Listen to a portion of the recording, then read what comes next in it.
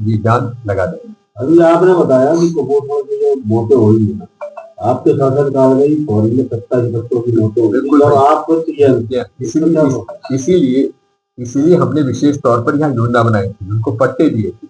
उनके पढ़े लिखे बच्चों को 10वीं पास बच्चों को भी हमने तत्काल डायरेक्ट अपॉइंटमेंट दिया था। तो फर्क सिर्फ इतना था कि आपके टाइम में कम होती हुई थोड़ी सी ज्यादा बढ़ गई। भाई सिस्टम तो वही के वही चलता है, उसमें कोई सुधार नहीं। मैं आपसे वही कह रहा हूँ, थोड़ा सी इस बात को सुन लीजिए। आखिर ये क्यों होता है? क्योंकि इसमें जो आप बात कर रहे हैं, ये बात कर रहे हैं आज से 25 साल पुरानी, और उस 25 साल के पहले उसमें हमने सुधार किया था, जिसकी वजह से आप अगर आंकड़े देखेंगे तो जो कुपोषण में कमी हमारे कार्यकाल में आई थी, वो आज वाकई उसी बढ़ती चली जा रही है, क्योंकि उस पर ध्यान दिया नहीं जा रहा है। और ये भी उनके साथ अन्याय हो रहा है कि हमारे यूपीए गवर्नमेंट ने एक अति पिछड़ी आदिवासी समाज को, उनको मदद करने के लिए 1000 रुपए माहवार उनकी महिलाओं को देने का हम लोगों ने 2013-14 में हम लोगों ने निर्णय लिया था। लेकिन मध्य प्रदेश में शिवराज सिंह चौहान जी ने वो पैसा नहीं बांटवाया। और कब बांटा?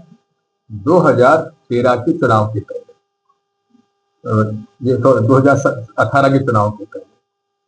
और उसमें वो 1000 रुपए जो दिए गए, अब उनको 1000 रुपए मिल रहा है, लेकिन उन आदिवासी महिलाओं को लाडली बहना का फायदा नहीं मिल रहा। कह रहे हैं साहब आपको 1000 रुपए पहले से मिल रहे हैं। अरे भाई वो तो अलग से मिल रहे हैं, क्योंकि उन कुपोषण की शिकार एनेमिक मदर्स होती है, कुपोषित गर्भवती महिला होती है, उनको भी लाडली बहना का पैसा मिलना चाहिए। विधवा पेंशन 600 रुपए मिल रही है, उनको क्यों नहीं मिल रहा है? कांग्रेस एक नारा लगा रही है, वोट छोड़ गद्दी छोड़। मैं आता हूँ उस पर, मेरी बात भी आपने कुपोषण की बातें पूरी कर लो जी। तो कुपोषण की लड़ाई के लिए हमको पूरी तरीके से उनके बीच में जाने की आवश्यकता है। इसलिए मैं आज रोजगार वगैरह कैसे आदिवासी को दे सकते, उस पर हम लोग जाएंगे। जहां तक आपने बताया वोट चोरी का, ये बात साबित हो चुकी है कि भारतीय जनता पार्टी के प्रभाव में चुनाव आयोग काम कर रहा है। कारण ये है, ये फर्क क्या उसमें आपके समय में, मेरी बात आपके समय में बूथ कैप्चरिंग होती थी, फर्क कुछ नहीं। आप ऐसा कर लो, सवाल ये बात सुन लो, इनकी बात पूरी कर दो। ऐसा है, आप बिल्कुल बूथ कैप्चरिंग जो होती थी, बूथ कैप्चरिंग की बात अलग है, उसके तो आप सीसीटीवी लगा हुआ है, अब तो बूथ कैप्चरिंग होता नहीं है, ठीक है ना। लेकिन वोटर लिस्ट में गड़बड़ी तो हो रही है, ये प्रमाणित हो चुका है। तो वोटर लिस्ट सही बने, इसकी जवाबदारी किसकी है?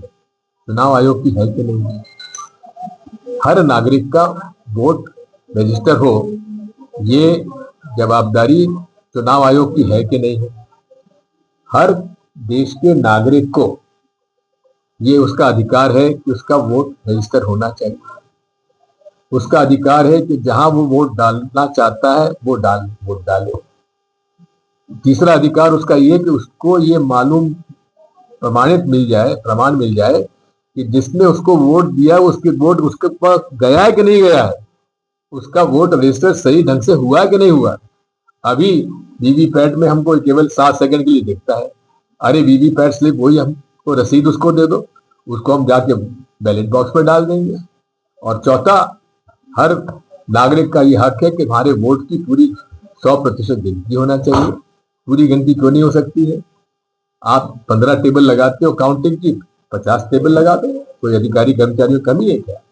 इस तरह से वोट चोरी हो रही है, और इस वोट चोरी को रोकने का केवल एक तरीका है कि मशीन आइडेंटिफाइबल वोटर लिस्ट होना चाहिए, जिसको कि हम पता लगा सके डिजिटली कोई गड़बड़ी कहीं हुई है तो। एक दूसरा, हम चाहते हैं कि हमारे हाथ में वीवीपैट स्लिप आना चाहिए, ताकि हमको भरोसा हो जाए कि हमने जिसको वोट दिया है वो वोट वहां गया है कि नहीं गया है।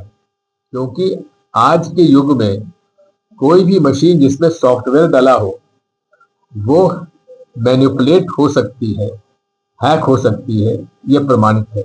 ये हमारे वोट चोरी का ये उत्तर है।